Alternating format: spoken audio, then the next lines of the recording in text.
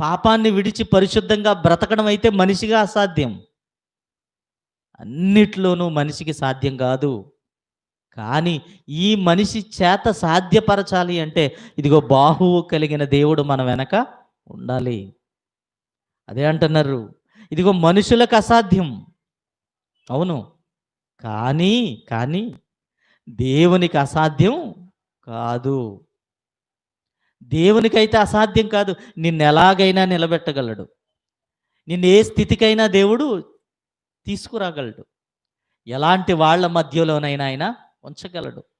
అంతెందుకండి, పరిస్థితిని వెంటనే మార్చేయగలడు. వెంటనే కొన్ని క్షణాలకు ముందే ఇదిగో ఇలాంటి వార్తను విన్న మనమే క్షణాల తర్వాత మరలా దేవుడు మార్చేయగలడు. ఎలా అవుతుంది అసలు ఇదంతా? మనిషికి ఏమైనా సాధ్యమవుతుందా? వింటాం మనం. చాలాసార్లు వింటాం ఈ మాటలు.